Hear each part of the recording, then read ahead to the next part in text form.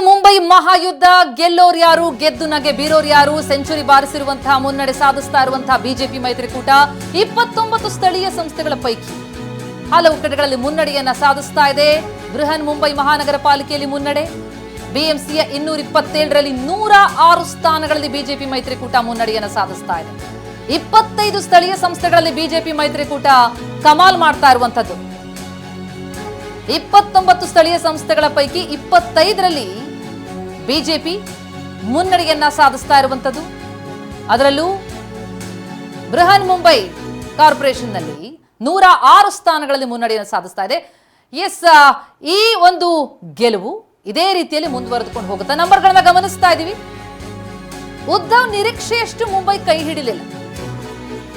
BJP Shinde ದೋಸ್ತಿ ಹೊಡೆತಕ್ಕೆ UBT ಮೈತ್ರಿ ವಿಲವಿಲ ಅಂತ ಇದೆ. ಕೈ ಜಾರಿದೆ.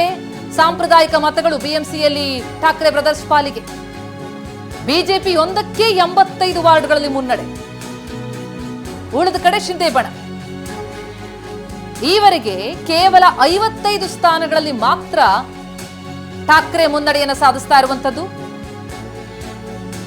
ಕೇಸರಿ ಪಡೆ ಈ ಸುನಾಮಿಯಲ್ಲಿ ಈ ರೀತಿ ಶಿಂದೆ ಬಣದ ಬಲದೊಂದಿಗೆ ಬಿಜೆಪಿ ಭಾರಿ ನಾಗಾಲೋಟ, ಗೆಲುವಿನ ನಾಗಾಲೋಟವನ್ನ ಮುಂದುವರಿಸ್ತಾ ಇದೆ.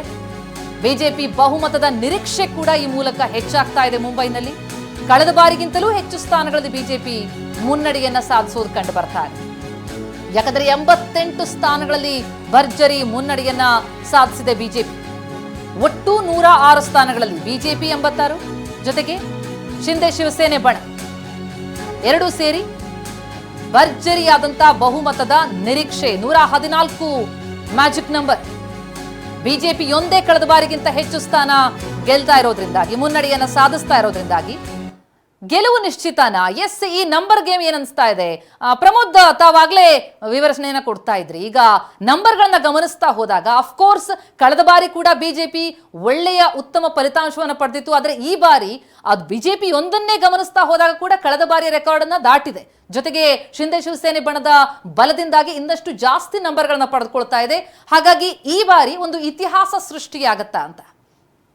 ಪ್ರತಿಮಾ, ಕಳೆದ ಬಾರಿ ಬಿಜೆಪಿ 83 ಸೀಟ್ಗಳನ್ನ ಬಿಎಂಸಿ ಚುನಾವಣೆಯಲ್ಲಿ ಗೆದ್ದಿತ್ತು. ಇವತ್ತಿನ ಕಂಪೇರ್ ಮಾಡ್ತಾ ಇದ್ದಾರೆ, ಈಗ ಬರ್ತಾ ಇರುವಂಥ ಅಂಕಿಅಂಶ ಅಥವಾ ಸಂಖ್ಯೆನ ನೋಡ್ತಾ ಇದ್ದಾರೆ, ಹತ್ತತ್ರ 86ರಿಂದ 88 ನಡುವೆ ಇದೆ. ಅಂದರೆ ಬಿಜೆಪಿ ತನ್ನ ಗ್ರೌಂಡ್ಸನ್ನು, ತನ್ನ ನೆಲೆಯನ್ನು ಹಾಗೆ ಭದ್ರವಾಗಿ ಇಟ್ಕೊಂಡಿದೆ, ಎಲ್ಲೂ ಕೂಡ ಡ್ಯಾಮೇಜ್ ಮಾಡ್ಕೊಂಡಿಲ್ಲ. ಈ ಒಂದು ಚುನಾವಣೆಯಲ್ಲಿ ಶಿಂದೆ ಬಣದ ಜೊತೆಗೆ ಟೈಅಪ್ ಮಾಡ್ಕೊಂಡಿರುವಂಥ ಹಿನ್ನೆಲೆಯಲ್ಲಿ ಸಹಜವಾಗಿ ಆ ಒಂದು ಶಿವಸೇನೆಯ ಕಾರ್ಯಕರ್ತರು ಬೇಸು ಶಿಫ್ಟ್ ಆಗುತ್ತಾ ಅನ್ನುವಂಥದ್ದು ಒಂದು ಪ್ರಶ್ನೆ ಇತ್ತು. ಯಾಕೆಂದರೆ ಮೊದಲಿಂದಲೂ ಕೂಡ ಉದ್ಧವ್ ಠಾಕ್ರೆ ಅಥವಾ ಶಿಂದೆ ಬೇರ್ಪಡೆ ಆದಂಥ ಸಂದರ್ಭದಲ್ಲಿ ಇಲ್ಲ ನಾಯಕರು ಹೋದರೆ ಮಾತ್ರ ಆಗುತ್ತಾ, ನಾಯಕರ ಜೊತೆಗೆ ಕಾರ್ಯಕರ್ತರು ಹೋಗಿಲ್ಲ ಅನ್ನುವಂಥ ಒಂದು ಡಿಲೈಮಾ ಮೊದಲಿಂದಲೂ ಕೂಡ ಮಹಾರಾಷ್ಟ್ರದ ಪೊಲಿಟಿಕ್ಸ್ನಲ್ಲಿ ಖಂಡಿತವಾಗ್ಲಿತ್ತು. ಆದರೆ ಮುಂಬೈ ಬಗ್ಗೆ ಹೇಳಿದ್ರೆ ಮೊದಲಿಂದಲೂ ಕೂಡ ಮುಂಬೈ ಭಾಗ ಇರ್ಬೋದು, ಕೊಂಕಣ್ ಭಾಗ ಇರ್ಬೋದು, ಅಥವಾ ಠಾಣೆ ಭಾಗ ಇರ್ಬೋದು, ಹಾಗೆ ಕೋಸ್ಟಲ್ ಏರಿಯಾದಲ್ಲಿ ಶಿವಸೇನೆ ತುಂಬ ಸ್ಟ್ರಾಂಗ್ ಆಗಿರುವಂಥ ಒಂದು ಪಾರ್ಟಿ ಆಗಿತ್ತು. ಹೀಗಾಗಿ ಅದರ ವೋಟ್ ಯಾವ ರೀತಿ ಪರಿಣಾಮ ಆಗುತ್ತೆ, ಯಾವ ರೀತಿ ಶಿಫ್ಟ್ ಆಗುತ್ತೆ, ಅದು ಒಂದು ದೊಡ್ಡ ಚರ್ಚೆ ನಡೀತು.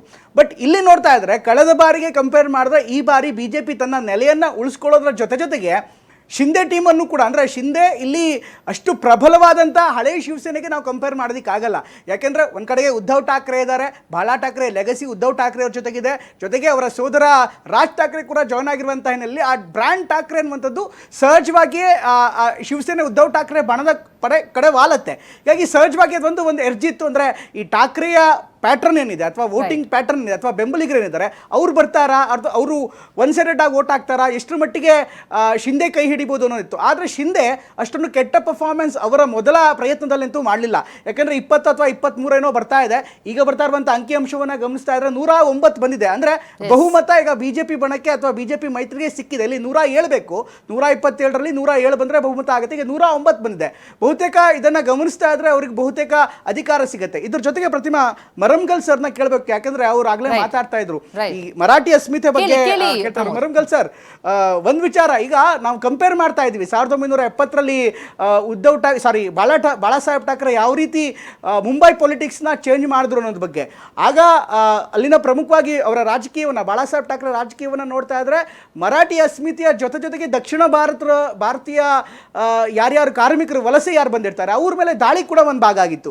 ಈಗ 70ರ ರಾಜಕೀಯ ಚಿತ್ರಣ ಅಥವಾ ಸಾಮಾಜಿಕ ಚಿತ್ರಣ ಈಗಿನ ಚಿತ್ರಣ ಸಂಪೂರ್ಣ ಬದಲಾಗಿದೆ. ಶಿವಸೇನೆ ಸ್ವಲ್ಪ ರಿಸ್ಟ್ರಿಕ್ಟ್ ಆಗಿರೋದಕ್ಕೆ ಅದು ರಾಜಕೀಯವಾಗಿ ಹೊಡೆತ ಬೀಳ್ತಾ ಇದೆ ಅಂತ ಅನಿಸ್ತಾ ಅಲ್ವಾ, especially after the globalisation?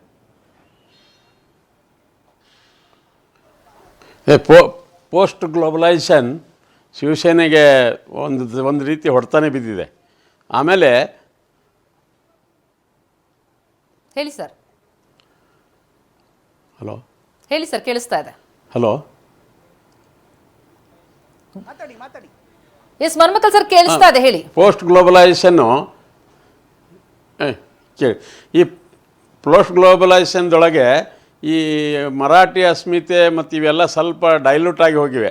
So Bala Saheb Thackeray ಹೋದ್ಮೇಲೆ, ಪರ್ಟಿಕ್ಯುಲರ್ಲಿ MNS ಆದಮೇಲೆ MNSನ ಗುಂಡಾಗಿರಿ ಜನರಿಗೆ ಲೈಕ್ ಆಗಿಲ್ಲ. ಮೊದಲನೇ ವಿಷಯ ಇದು ಭಾಳ ಜನ ಹೇಳಲ್ಲ, ಅದು ನಾನು ಹೇಳ್ತಾ ಇದ್ದೀನಿ. ಅವ್ರ ಗುಂಡಾಗಿರಿ ಜನರಿಗೆ ಒಪ್ಪಿಲ್ಲ. ಸೊ ಈವನ್ ಮರಾಠ ವೋಟರ್ಸ್ ಕೂಡ ಈ MNS ಜೊತೆ ಅಲಯನ್ಸ್ ಆದದ್ದು ಅವರು ಪಾಸಿಟಿವ್ ಆಗಿ ತೊಗೊಂಡಿಲ್ಲ ನನ್ನ ಲೆಕ್ಕಕ್ಕೆ, ಈ ಎಲೆಕ್ಷನ್ ರಿಸಲ್ಟ್ ನೋಡಿದರೆ. ಯಾಕಂದರೆ ಅವರು ಉದ್ಧವ್ ಠಾಕ್ರೆ ಬಣಕ್ಕೆ ಸಪೋರ್ಟ್ ಮಾಡಬೇಕಿತ್ತು ಮರಾಠ ಜನ, ಬಟ್ ಅದು ಮಾಡಿಲ್ಲ.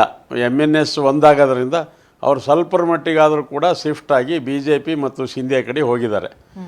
ಒಂದು ಮರಂಗಲ್ ಅವರೇ, ಇನ್ನೊಂದು ವಿಚಾರ ಅಂದ್ರೆ ರಾಜಕೀಯ ಪಕ್ಷಗಳು ಸಾಮಾನ್ಯವಾಗಿ ಅವರು ಇವಾಲ್ವ್ ಆಗ್ತಾರೆ. ಅಂದ್ರೆ ಆಯಾಯ ಸಂದರ್ಭಕ್ಕೆ ಅವರು ಹೊಂದಾಣಿಕೆ ಮಾಡ್ಕೊಳ್ಳುವಂಥದ್ದು, ಆಯಾಯ ಸಂದರ್ಭಕ್ಕೆ ಬದಲಾಯಿಸ್ಕೊಳ್ಳೋದು ಒಂದು ಭಾಗ. ಇನ್ಫ್ಯಾಕ್ಟ್ ಬಾಳಾ ಸಾಹೇಬ್ ಠಾಕ್ರೆ ಅವರ ರಾಜಕಾರಣ ನೋಡ್ತಾ ಇದ್ರೆ ಆರಂಭದಲ್ಲಿ ಅವರು ಒಂದು ರೀತಿ ಎಮರ್ಜೆನ್ಸಿ ಪರವಾಗಿನೇ ಸಣ್ಣ ಸಣ್ಣ ದನಿ ಎತ್ತಿದ್ರು ಕೂಡ ಆನಂತರ ಅವರು ಮರಾಠಿಗೆ ಸೀಮಿತಗೊಳಿಸದೆ ಹಿಂದುತ್ವಕ್ಕೆ ಶಿಫ್ಟ್ ಆದ್ರು. ಅಂದ್ರೆ ಪ್ಯಾನ್ ಹಿಂದುತ್ವಕ್ಕೆ ಅಪ್ರೋಚ್ ಮಾಡೋದಕ್ಕೆ ಮುಂದಾದ್ರು. ಬಟ್ ಈಗಿನ MNS ನೋಡ್ತಾ ಇದ್ರೆ ಅಥವಾ ಈಗಿನ ಶಿವಸೇನೆ ನೋಡ್ತಾ ಇದ್ರೆ ಹಿಮ್ಮುಖವಾಗಿ ಚಲಿಸ್ತಾ ಇಲ್ವಾ ಅವರು ಆ ಒಂದು ಟ್ರೆಂಡನ್ನು? ಅಂದರೆ ಎವಾಲ್ವ್ ಆಗದೇ ಇರುವಂಥದ್ದು ಕೂಡ ಒಂದು ರಾಜಕೀಯ ಪಕ್ಷಕ್ಕೆ ಹಿನ್ನಡೆ ಅಂತ ಈ ಒಂದು ಚುನಾವಣೆಗಳು ತೋರಿಸ್ತಾ ಇಲ್ವಾ? ಇವಾಲ್ವ್ ಆಗಕ್ಕೆ ಸಾಧ್ಯ ಇಲ್ಲ ಪ್ರಮೋದ್. ಏನಂದರೆ ಗ್ಲೋಬಲೈಸೇಷನ್ ಆದಮೇಲೆ ದಟ್ ಕಾನ್ಸೆಪ್ಟ್ ಆಫ್ ರೀಜನಲಿಸಮ್ ಇದೆಯಲ್ಲ, ಅದು ಡೈಲ್ಯೂಟ್ ಆಗಿ ಹೋಗ್ತಿದೆ. ಅದು ಡೈಲ್ಯೂಟ್ ಆದ ಸಲಾಗಿ ಅವ್ರಿಗೆ ಇವಾಲ್ವ್ ಆಗೋಕ್ಕಾಗಲ್ಲ, ಆಮೇಲೆ ಪಾಪ್ಯುಲಾರಿಟಿ ಗಳಿಸೋಕ್ಕೂ ಆಗಲ್ಲ. ಅವ್ರ ಗ್ಲೋಬಲೈಸೇಷನ್ದೊಳಗೆ ಭಾಳ ಚೇಂಜಸ್ ಬಂದಿವೆ ಪಾರ್ಟಿ ಲೆವೆಲ್ಲು ಮತ್ತು ಜನರ ಮನಸ್ಸಿನಲ್ಲಿ. ಸೊ ಗ್ಲೋಬಲೈಸೇಷನ್ ಆದಮೇಲೆ ನಾವು ರೀಜನಲಿಸಮ್ ಮಾತಾಡೋದು, ಮರಾಠ ಮಾನುಸ್ ಅನ್ನೋದು, ಮರಾಠಿ ಅಸ್ಮಿತೆ ಅನ್ನೋದು ಇವೆಲ್ಲ ವರ್ಕ್ ಆಗಲ್ಲ. ಯಾಕೆಂದ್ರೆ ನೋಡಿ, ನಾವು ಕರ್ನಾಟಕದಾಗೆ ನೋಡಿ, ನಾವು ಕನ್ನಡ ಅಂತೇಳಿ ಜಾಸ್ತಿ ಮಾತಾಡೋಕ್ಕೆ ಹೋದರೆ ಜನ ನಮ್ಮ ವಿರುದ್ಧ, ಅವ್ರ ವಿರುದ್ಧ, ಆ ಪಾರ್ಟಿ ವಿರುದ್ಧ ಹೋಗ್ತಾರೆ. ಸೊ ಈ ರೀತಿ ಇರಲಿಲ್ಲ ಆದ್ರೆ ಠಾಕ್ರೆ ಬಣ ಏನು ಆಫ್ಕೋರ್ಸ್ ಹಿಂದೆ ಇದೆ ನಿಜ, ಆದ್ರೆ ಬಹಳ ಹಿಂದೇನಿಲ್ಲ. 67 ಸ್ಥಾನಗಳಲ್ಲಿ ಈಗ ಸದ್ಯಕ್ಕೆ ನಾವು ನಂಬರ್ಗಳನ್ನ ನೋಡ್ತಾ ಹೋದಾಗ ಮುನ್ನಡೆಯನ್ನ ಕಾಯ್ದುಕೊಳ್ತಾ ಇದೆ. ಹಾಗಾಗಿ ಎಲ್ಲೋ ಒಂದು ಕಡೆ ಸಂಪೂರ್ಣವಾಗಿ ಠಾಕ್ರೆ ಬ್ರದರ್ಸ್ ಒಂದಾಗಿರೋದು ಫೇಲ್ ಆಯ್ತು ಅಂತ ಹೇಳೋ ಆಗಿಲ್ಲ. ಕಾಂಗ್ರೆಸ್ ಇಂದ ಪ್ರತ್ಯೇಕವಾಗಿದ್ದು ಕೊಂಚ ಅವ್ರಿಗೆ ಬಲನೇ ತಂದು ಕೊಡ್ತಾ ಅಂತ. ಅಫ್ಕೋರ್ಸ್ ಗೆಲುವು ಸಿಗದೆ ಹೋಗ್ಬೋದು, ನಂಬರ್ ಲೆಕ್ಕದಲ್ಲಿ ಒಂದ್ ಸ್ವಲ್ಪ ಹೆಚ್ಚಿಗೆ ಮಾಡೋದಕ್ಕೆ ಸಾಧ್ಯ ಆಯ್ತಾ ಅಂತ? ಇಲ್ಲ ಮೇಡಮ್, ಫೇಲ್ ಮೆಜಾರಿಟಿ ಬರಲಿಲ್ಲ ಅಂದರೆ ಫೇಲ್ಯೂರ್ ಆದಂಗೆ ಅದು. ನಾವು ನಂಬರ್ ಗೇಮ್ನಾಗೆ 50+1 is victory, 50-1 is loss. So ಆ ರೀತಿ ಇಲ್ಲಿ ಇನ್ನೊಂದಾಗಿರ್ಬೋದು, ಈ ಕಾಂಗ್ರೆಸ್ ಜೊತೆ ಅಲಯನ್ಸ್ ಆಗ್ಲಾರ ಸಲಾಗಿ section of Muslim voters particularly in Mumbai ಅವರು ಕನ್ಫ್ಯೂಷನ್ದಾಗೆ ಸ್ವಲ್ಪ UBT ಕಡೆನೂ ಹೋಗಿರ್ಬೋದು, ಕಾಂಗ್ರೆಸ್ ಕಡೆನೂ ಹೋಗಿರ್ಬೋದು. ಸೊ ಅದು ಸ್ವಲ್ಪ ಮಟ್ಟಿಗೆ ಬಿಜೆಪಿ ಲಾಭ ಆಗಿದೆ. ಕಂಪೇರ್ ಮಾಡಿದ್ರೆ ನೀವು ಆಮೇಲೆ ಈಗ ನಂಬರ್ ನೋಡಿದ್ರೆ 83 ಇತ್ತು, ಈ ಬಾರಿ ಅಲಯನ್ಸ್ ಮಾಡ್ಕೊಂಡು 67ಕ್ಕೆ ಬಂದಿದೆ. ಅಂದ್ರೆ ಇಲ್ಲಿ ಲೂಸರ್ ಯಾರು ಅಂತ ನೋಡ್ತಾರೆ, ಉದ್ಧವ್ ಠಾಕ್ರೆ ಬಣನೇ ಲೂಸರ್ ಇಲ್ಲಿ. ಬಹುಶಃ ಉದ್ಧವ್ ಠಾಕ್ರೆ ಏನಾದ್ರು 80 ಹತ್ತಿರ ಬಂದಿದೆ, ಅಥವಾ ಉದ್ಧವ್ ಠಾಕ್ರೆ ಬಣನೇ 67ರ ಗಡಿಗೆ ಬಂದಿದ್ರೆ ನಿಜಕ್ಕೂ ಓಕೆ, ಕಳೆದ ಬಾರಿ ಕಂಪೇರ್ ಮಾಡಿದ್ರೆ ಸ್ಪ್ಲಿಟ್ ಆದ್ರೂ ಕೂಡ ಉತ್ತಮವಾಗಿ ಪರ್ಫಾರ್ಮೆನ್ಸ್ ಮಾಡಿದ್ದಾರೆ ಅಂತ ಹೇಳ್ಬೋದು. ಆದ್ರೆ ಅಲಾಂಗ್ ವಿತ್ ರಾಜ್ ಠಾಕ್ರೆ, ಈಗ ರಾಜ್ ಠಾಕ್ರೆ ಎಷ್ಟು ತಗೊಂಡಿದ್ದಾರೆ ಅದನ್ನು ಕೂಡ ನೋಡ್ಬೇಕಾಗತ್ತೆ. ಯಾಕಂದ್ರೆ ಕಳೆದ ಬಾರಿ ಕೇವಲ ಇಡೀ BMC 227 ಸೀಟಲ್ಲಿ ಕೇವಲ 7 ಸೀಟ್ ಪ್ರತಿಮಾ. ಹೀಗಾಗಿ ಈ ಒಂದು ಚುನಾವಣೆಯಲ್ಲಿ ಯಾರಿಗೂ ಲಾಭ ಆಗಿದ್ರೆ ಬಹುಶಃ ಅದು ರಾಜ್ ಠಾಕ್ರೆಗೆ ಆಗಿದೆ, ಜೊತೆಗೆ ಬಿಜೆಪಿ ಆಗಿದೆ ಅಂತ ಅನಾಲಿಸಿಸ್ ಮಾಡಬಹುದು. ಕಳೆದ ಬಾರಿ ಲೂಸ್ ಮಾಡ್ಕೊಳ್ಳೋದಕ್ಕೆ ಏನಿಲ್ಲ, ಈಗ 1ರಿಂದ 7 ಇನ್ನೊಂದು ವಿಷಯ ಮೇಲಕ್ಕೆ ಬರ್ತಾ ಇದ್ದಾರೆ. ರೈಟ್ ಹೇಳಿ ಸರ್. ಪ್ರಮೋದ್ ಇನ್ನೊಂದು ಮುಖ್ಯ ವಿಷಯ ನೋಡಿ, ನಾವು ಬರೇ ಇದು MNS ಶಿವಸೇನೆ ಆ್ಯಂಗಲ್ನಿಂದ ನೋಡ್ತಾ ಇದ್ದೀವಿ ಎಲೆಕ್ಷನ್. ಬಟ್ ಆದರೆ ಇಡೀ ಮಹಾರಾಷ್ಟ್ರದಾಗ ನೋಡಿ ನೀವು, ಮಹಾರಾಷ್ಟ್ರ ಎಲ್ಲ ಕಡೆ ಶಿವಸೇನೆ ಇರಲಿಲ್ಲ, ಹಿಂದೂ ಇಲ್ಲ, ಈಗೂ ಇಲ್ಲ. ಅಲ್ಲಿ NCP ಮರಾಠವಾಡ ರೀಜನ್ದಾಗೆ NCP ಕಾಂಗ್ರೆಸ್ ಸ್ಟ್ರಾಂಗ್ ಇದೆ, ವಿದರ್ಭ ರೀಜನ್ದಾಗೆ BJP ಕಾಂಗ್ರೆಸ್ ಇದೆ. ಈ ಶಿವಸೇನೆ ಬಣಗಳು ಬಾಂಬೆ ಸುತ್ತೆ ಕೋಸ್ಟಲ್ ಬೆಲ್ಟು ಮತ್ತು ಅಲ್ಲೆಲ್ಲಿ ಪ್ಯಾಚಸ್ನಾಗ ಇತ್ತದು. ಸೊ ಈ ಎಲೆಕ್ಷನ್ ರಿಸಲ್ಟ್ಸ್ ಏನು ಇಂಡಿಕೇಟ್ ಮಾಡ್ತಂದ್ರೆ people have gone for development ಜೊತೆಗೆ ಅದ್ರ ಜೊತೆಗೆ ಸ್ವಲ್ಪ ನ್ಯಾಷನಲಿಸಮ್ ಆ್ಯಡ್ ಆಗಿದೆ. ಡೆವಲಪ್ಮೆಂಟ್ ಈಗ ನೋಡಿ ಉದಾಹರಣೆ ಲಾತೂರು ಕಾಂಗ್ರೆಸ್ ಗಡಾದು, ಕಾಂಗ್ರೆಸ್ ಬೇಸ್ ಅದು, ಸ್ಟ್ರಾಂಗ್ ಬೇಸು. ಸಾಂಗ್ಲಿ ಕಾಂಗ್ರೆಸ್ ಸ್ಟ್ರಾಂಗ್ ಬೇಸು. ಮರಾಠದ ಯಾವುದೇ ಡಿಸ್ಟ್ರಿಕ್ಟ್ ತೊಗೊರಿ ಅವೆಲ್ಲ ಕಾಂಗ್ರೆಸ್ ಬೆಲ್ಟ್ ಅದು. ಕಾಂಗ್ರೆಸ್ಸು ಸ್ವಲ್ಪ ಮಟ್ಟಿಗೆ NCP. ಬಟ್ ಈಗ ಅಲ್ಲಿ ಕಾಂಗ್ರೆಸ್ ಪೂರ್ಣ ನೆಲಕಚ್ಚಿದೆ, ಅಲ್ಲಿ ಶಿವಸೇನೆ ಇಲ್ಲವೇ ಇಲ್ಲ, ನೆಲಕಚ್ಚಿದೆ. BJP ಜಾಸ್ತಿ ಬರ್ತಾ ಇದೆ. ಸೊ ಹಿಂಗಾಗಿ ನಾವು ಇಡೀ ಮಹಾರಾಷ್ಟ್ರ ಎಲೆಕ್ಷನ್ ಬರೀ ಶಿವಸೇನೆ ಆ್ಯಂಗಲ್ನಿಂದ ನೋಡಬೇಡಿ, ಓಕೆ, ಜನರಲ್ ಆಗಿ ನೋಡಿ.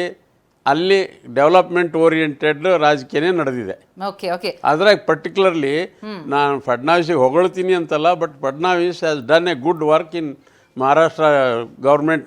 ಮೊದಲಾಯಿತು, ಈಗ ಆಯಿತು, ಮಾಡ್ತಾ ಇದ್ದಾರೆ. ಸೊ ಹೀಗಾಗಿ ಅಲ್ಲಿ ನಿಮಗೆ ಸೂಕ್ಷ್ಮತೆ ಇತ್ತು. ಏನಂದರೆ ಮರಾಠವಾಡ ರೀಜನ್ದಾಗೆ ಲಿಂಗಾಯತ್ ವೋಟರ್ಸು ಮರಾಠರ ವೋಟರ್ಸ್ ಜೊತೆ ಸೇರ್ತಿರ್ಲಿಲ್ಲ.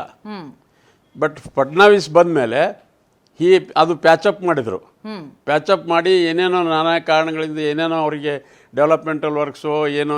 ಈಗ ಉದಾಹರಣೆಗೆ ಬಸವಣ್ಣನ ಇದು ಮೂರ್ತಿ ಇದು ಫೋಟೋ ಆಫೀಸ್ಗಳದಾಗ ಹಾಕೋದು. He was the first man to take the decision, not Karnataka. So ಹೀಗಾಗಿ ಅವರು ಫಡ್ನವೀಸು ವೋಟರ್ಸ್ಗೆ BJP ಜೊತೆ ಅಮಲ್ಗಮೇಷನ್ ಮಾಡೋಕ್ಕೆ ಪ್ರಯತ್ನ ಪಟ್ಟರು ವಿನ ಅದು ಈಗ ರಿಸಲ್ಟ್ ಬರ್ತಾ ಇದೆ. ನಾವು ಬರೀ ಶಿವಸೇನೆ ಶಿಂದೆ ಅದು ಒಂದೇ ಅಲ್ಲ, ಅದು ಇಡೀ ಮಹಾರಾಷ್ಟ್ರ ಅಲ್ಲ.